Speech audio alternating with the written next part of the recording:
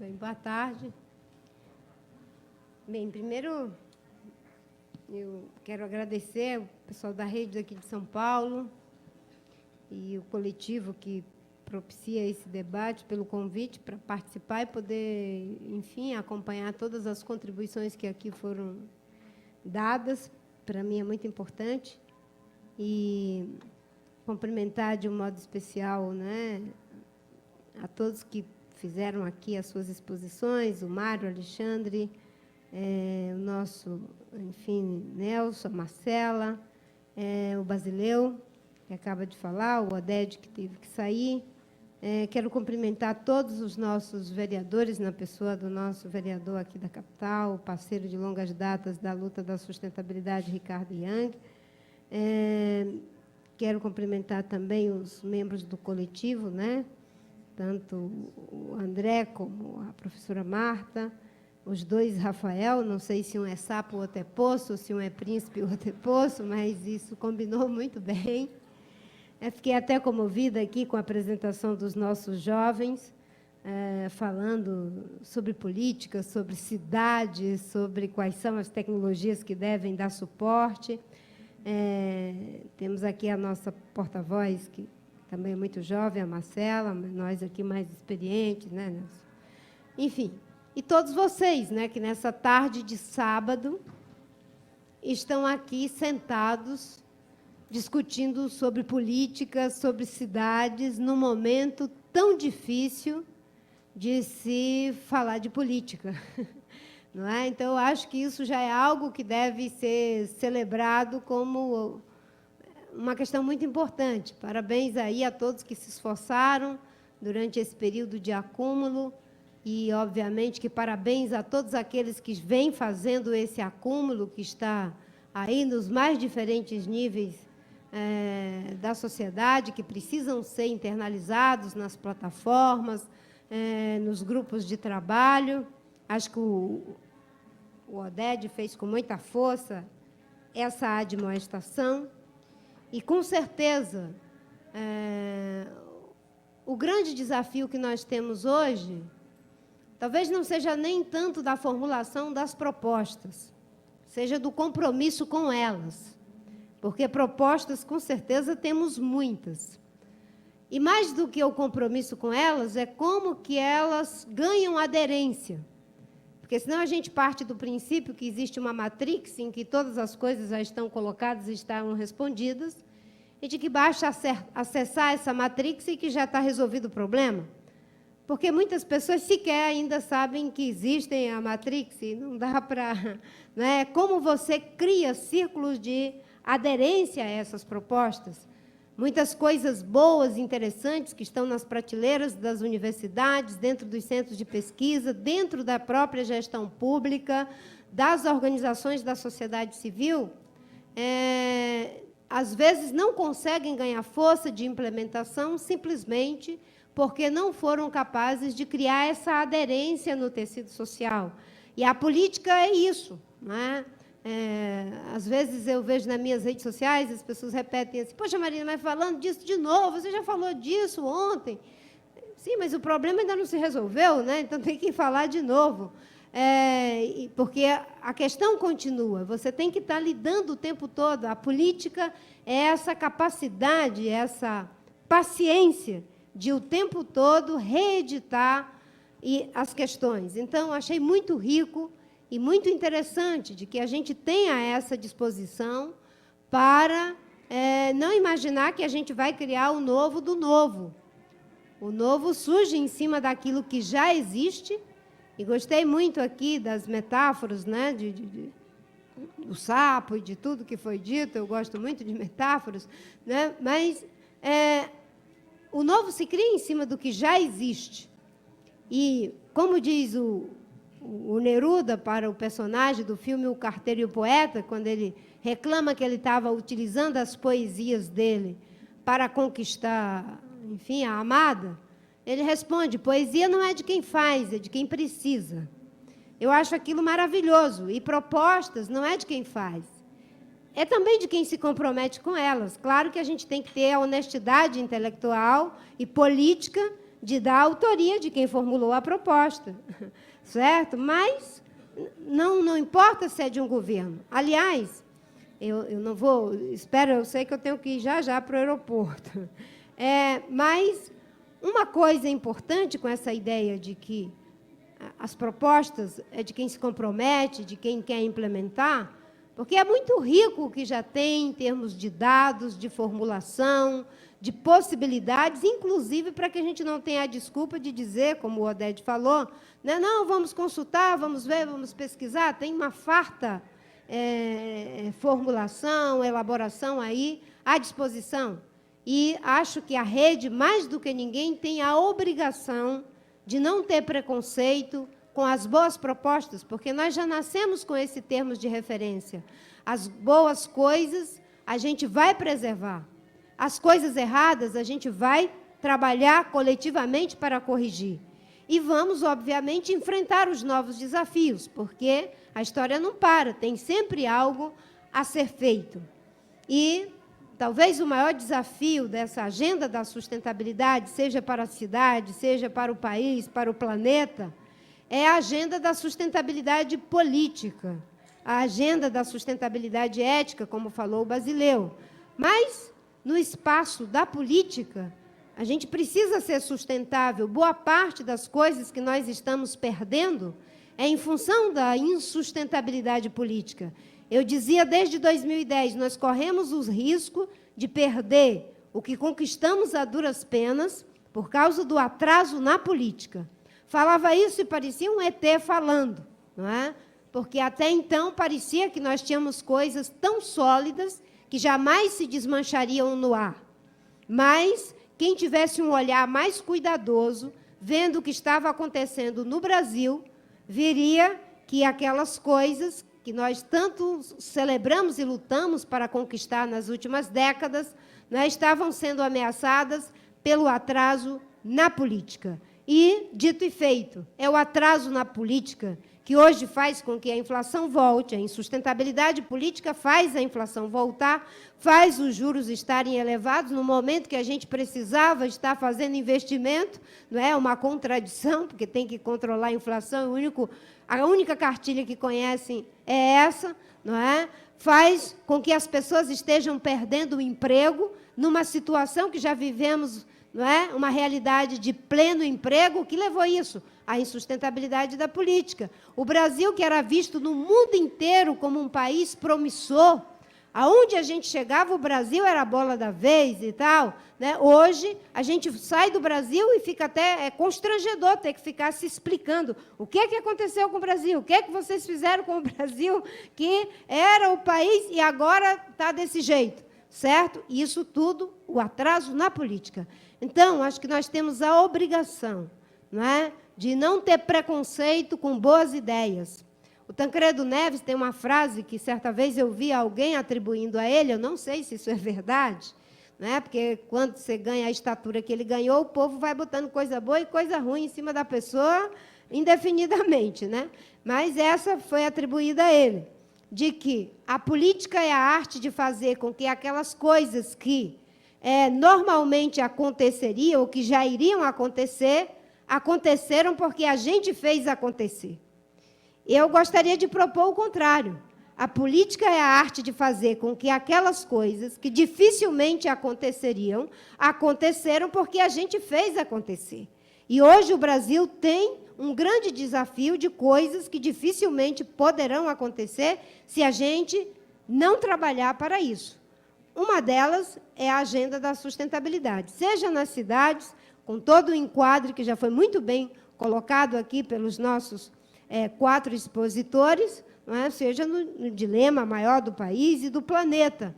Esse é o esforço que vale a pena ser feito em todas as suas dimensões. E, obviamente, que, com essa política insustentável, o termo de referência é muito alto para uma ferramenta que está, sem sombra de dúvidas, muito atrasada. Eu gosto da ideia e repito ela sempre. É preciso institucionalizar conquistas, reconhecer os feitos alheios, não é? os malfeitos alheios, porque o pessoal resolveu chamar coisas terríveis que estão acontecendo de malfeito, né? Malfeito, para mim, é uma torta com a cereja no lugar errado, é um bolo mal feito. Agora, tem coisa que não dá para chamar de malfeito, sinceramente. Mas reconhecer os bem-feitos alheios e corrigir os erros. Isso, para mim, já é um avanço, é uma forma de ser sustentável na política.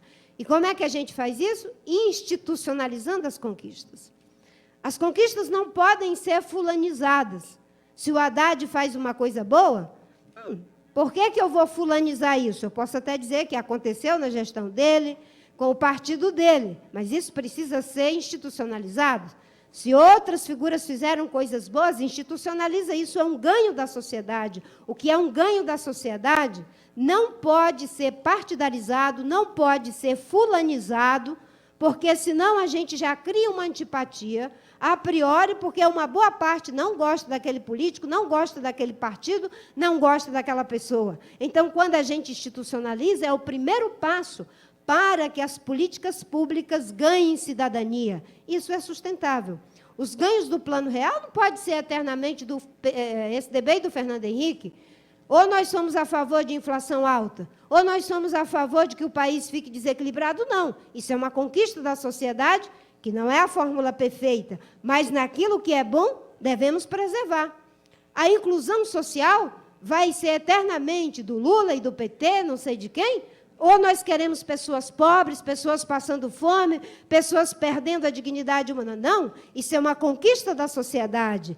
E, se algum dia chegarmos ao momento de que a sustentabilidade, de fato, seja uma agenda estratégica, como o mundo sinalizou que seria agora lá na França, porque quando estabeleceram que vamos equilibrar as emissões para que a temperatura não ultrapasse 1,5 graus, não é, de elevação da temperatura média da Terra, não é, nós estamos estabelecendo um novo paradigma. Vai ter que mudar a economia para uma economia de baixo carbono.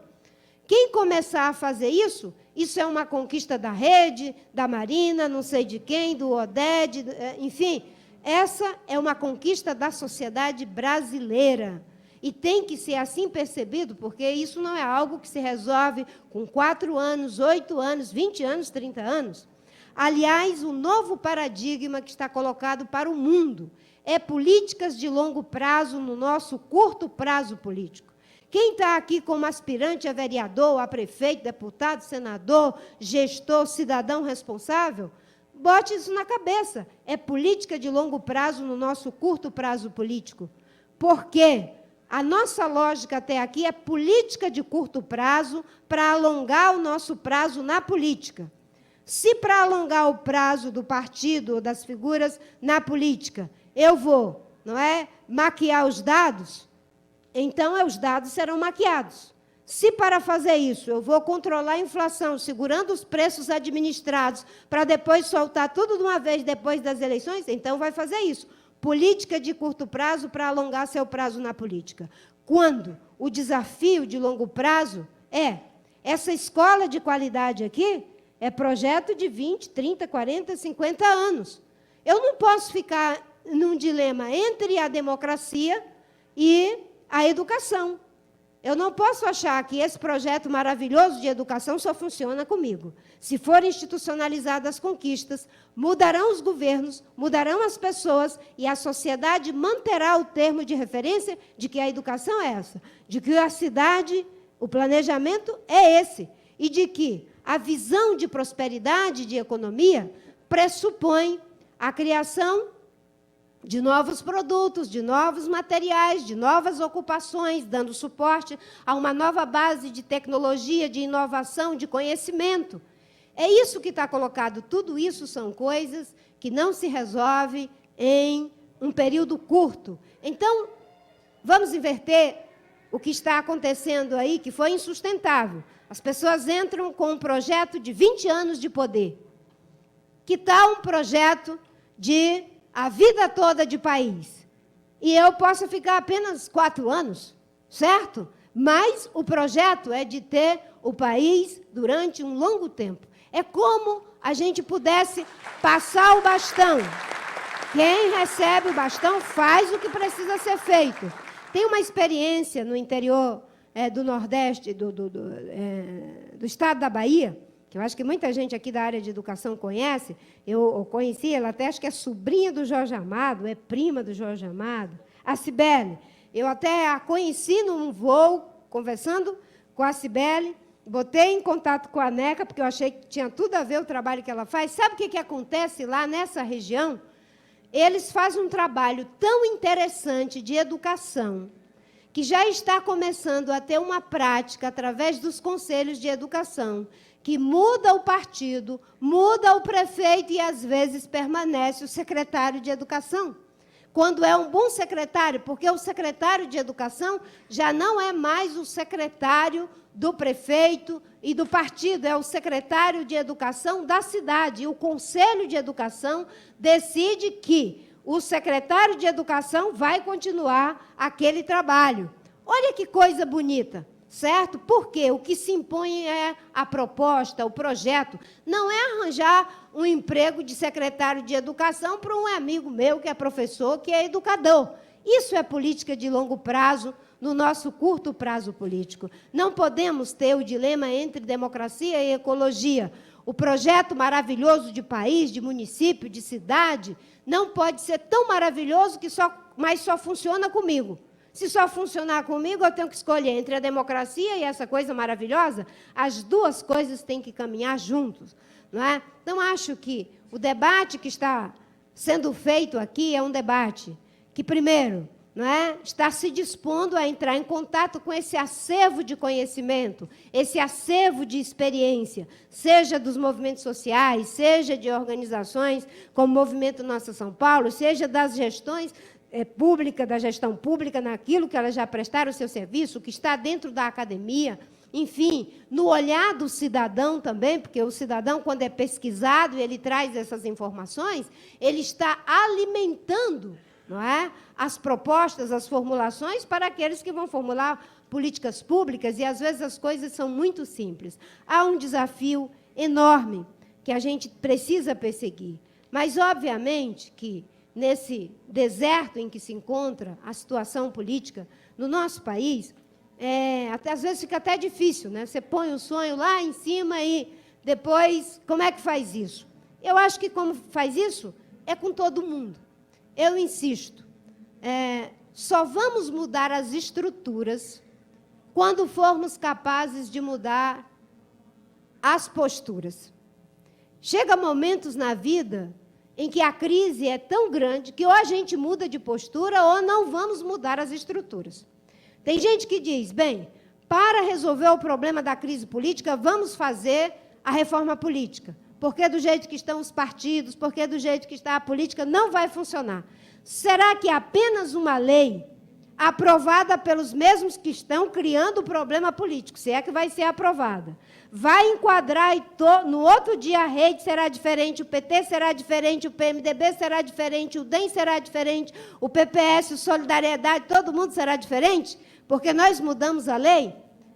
Há que se mudar a postura, se não mudar a postura, inclusive no processo de fazer a lei, se fará a lei e continuaremos do mesmo jeito. Existem momentos que é preciso mudar a postura, é a postura que vai mudar a estrutura.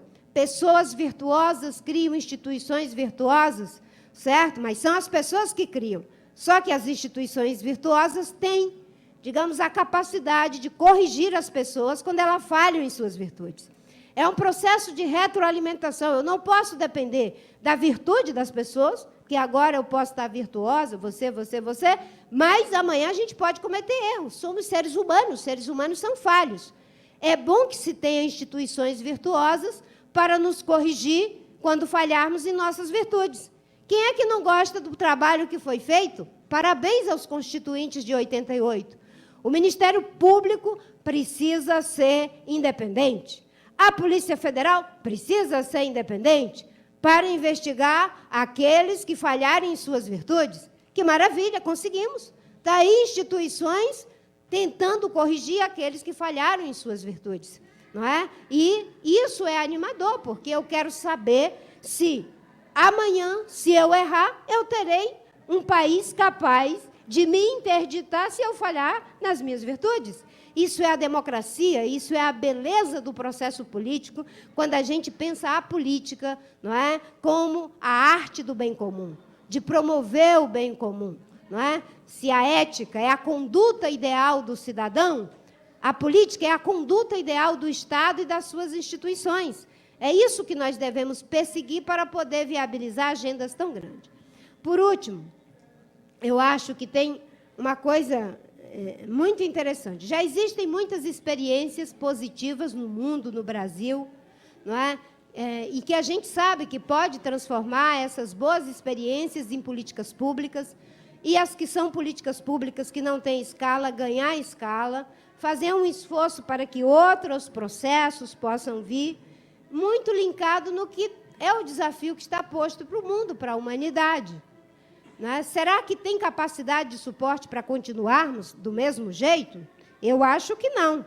O mundo hoje está insustentável, não só do ponto de vista ambiental, mas também do ponto de vista econômico, social, cultural, ético e até mesmo estético. A gente vive uma série de insustentabilidades. Como é que a gente, não é, pode trabalhar com um desafio dessa magnitude na realidade do dia a dia? Eu gosto muito da ideia de que toda grande filosofia que não é capaz de se transformar em algo palpável, concreto no dia a dia das pessoas, é porque não era uma grande filosofia, certo? Se for grande, vai conseguir se traduzir no atendimento de saúde, no atendimento do transporte, no atendimento da moradia, do cuidado com os resíduos sólidos, com as matas ciliares, com o assoreamento do rio e assim por diante. Senão, é apenas uma teoria, não é uma fala, não conseguiu se traduzir do ponto de vista prático. Agora, a gente tem que ter a coragem de ousar, porque se está tudo mesmo insustentável, será que tem como manter o mesmo padrão de produção e de consumo que hoje o mundo tem? Acredito que não. Todo mundo está dizendo que há limites para ter. No entanto, não há limites para ser. Não há limites para pintar o melhor quadro, não há limites para fazer a melhor poesia, não há limites para dar a melhor aula, não há limites para ser o melhor professor, não há limites para ser, há limites para ter. Nós vamos voltar ao período da pedra? Não. Nós defendemos o consumo admirável, o consumo necessário, mas está havendo um deslocamento, uma espécie de desmaterialização do consumo. Hoje, 17% dos jovens americanos, segundo informações que tenho, não querem mais o carro como o primeiro presente, o presente da maioridade. Querem uma viagem, aprender uma língua, fazer um curso, alguma experiência vivencial. É ou não é um deslocamento? Uma boa parte dos avanços que temos em termos das novas frentes de riqueza vem do mundo intangível, né? A internet tem propiciado isso. As pessoas estão ganhando bilhões porque inventaram uma coisa que possibilitam as pessoas trocarem fotos. Porque possibilitam as pessoas ficarem conversando o tempo todo, enquanto a gente pede, pelo amor de Deus, para ela olhar para a gente, que a gente está aqui, e ela fica ali o tempo todo, né? O pessoal mais antigo faz isso. Estão ganhando bilhões com coisas que têm a ver com relacionamento, que têm a ver com processos que não têm nada a ver com coisas puramente materiais. Isso são tendências. E talvez a gente tenha que fazer o esforço da política prospectiva. O que pode ser prospectado não é a adivinhação do futuro do que vai acontecer com a política. A prospecção tem a ver do que eu tenho agora, como é que eu posso, no presente, criar o futuro que eu gostaria de ter. Aproveitar o futuro que eu gostaria de ter, usá-lo como pretexto para transformar o presente em que eu estou vivendo. Se o presente que eu estou vivendo diz que isso leva ao aquecimento do planeta, à perda de biodiversidade, à incapacidade de poder me deslocar para trabalhar, para me divertir, porque as cidades estão cheias de carro e não tem mais como fazer isso, e se eu desejo uma cidade onde eu possa me divertir, onde eu possa trabalhar, com um transporte que possibilite isso de forma humana, agradável, com qualidade, eu tenho que usar essa aspiração para fazer isso agora, planejando para as próximas eleições. É colocando isso na agenda das próximas eleições que nós vamos um dia ter isso como realidade nas próximas gerações. Não tem nada que esteja acontecendo hoje que não tenha sido feito no passado. Não é? Não adianta a gente imaginar só que no futuro a gente vai fazer. Não é? E eu acho que é um momento difícil, mas nós vemos que a sociedade, mesmo com toda a dificuldade, está pronta para esse desafio. Antigamente, eu me lembro, a gente fazia um esforço danado, era carro de som, cartazes, bandeira, panfleto, um monte de coisa. E tudo que a gente queria era que, na hora do ato público, tivesse milhões e milhões de pessoas. Hoje, a gente tem milhões e milhões de pessoas se mobilizando, e a gente parece que já não tem mais bandeiras, a gente parece que não tem mais lideranças, a gente parece que não tem mais quem esteja ali representando, protagonizando isso. Há um novo sujeito político sendo gestado. A rede precisa dialogar com esse novo sujeito político. Esse novo sujeito político não é mais dirigido pelo partido, não é mais dirigido pela ONG, não é mais dirigido pela igreja, pelo sindicato.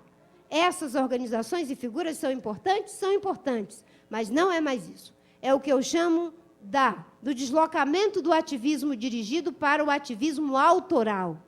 No ativismo autoral é a pessoa que se coloca.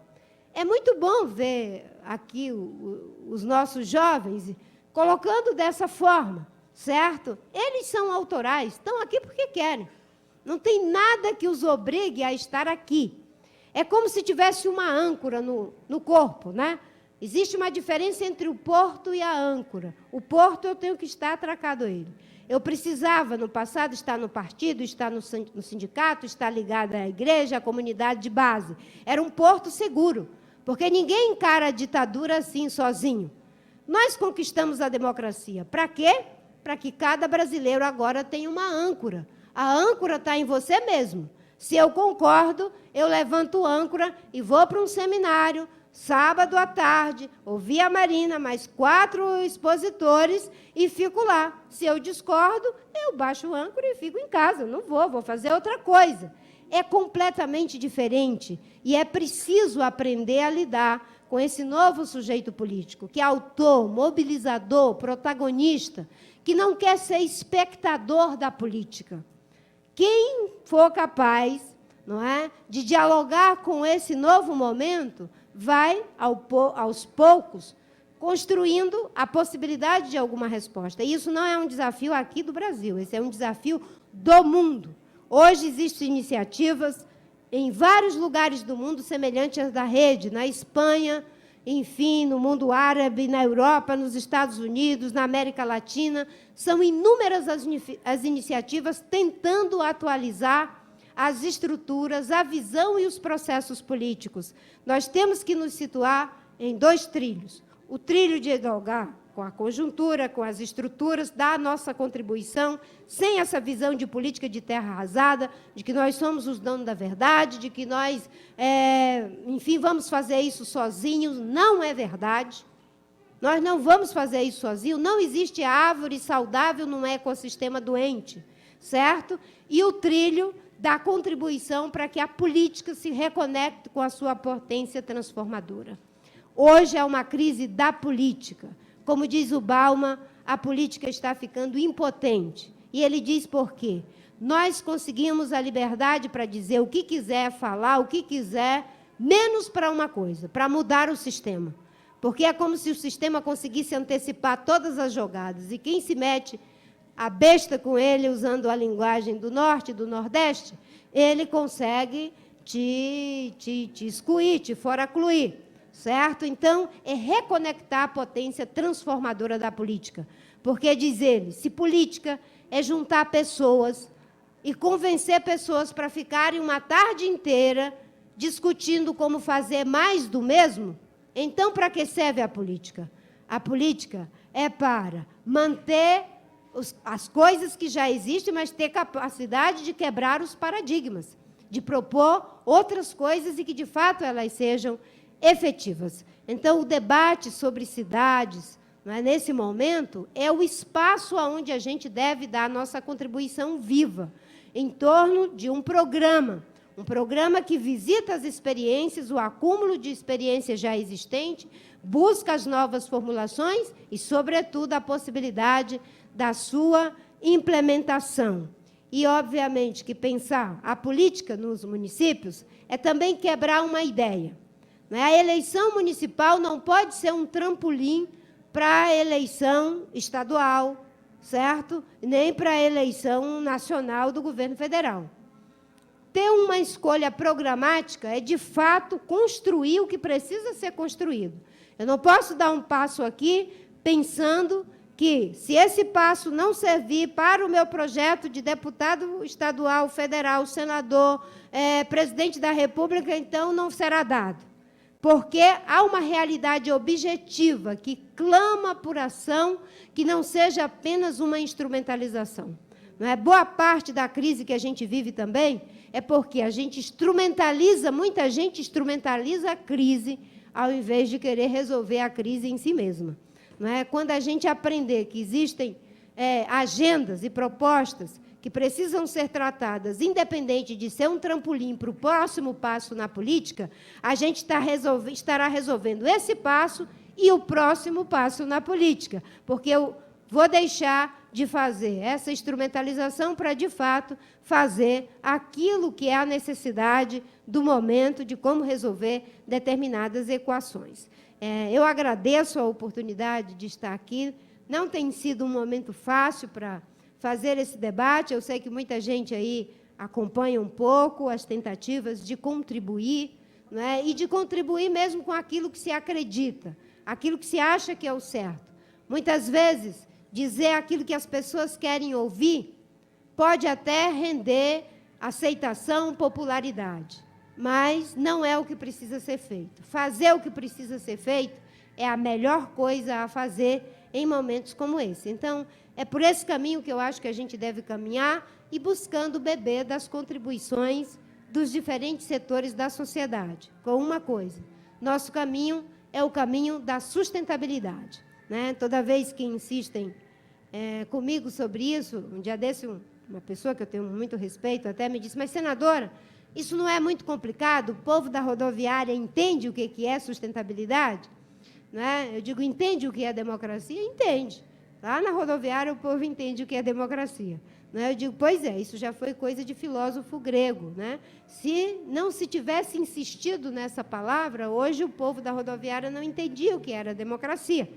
E nós temos que insistir, porque muita gente vai querer nos intimidar com a palavra nova. A palavra nova vai ser sempre intimidada.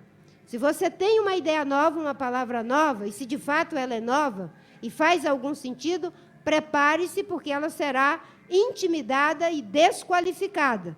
Não é? Tem um psicanalista que diz que, no começo, as ideias, de fato, transformadoras, elas são ferrenhamente combatidas. Depois, não sendo possível suprimi-las, a estratégia é sempre fazer uma aliança com ela, dar-lhe as boas-vindas e depois castrá-la. Eu me lembro que a palavra desmatamento zero, se alguém falasse isso, nossa senhora, agora vai acabar o desenvolvimento, acabou a agricultura, acabou tudo. Aí eu me lembro que quando queriam legalizar 47 milhões de hectares de área ocupada ilegalmente de grilagem na Amazônia, aí aquilo que era proposta de uma meia dúzia de ecochatos e ecorradicais, como eu chamava, virou um consenso. Desmatamento zero já, já.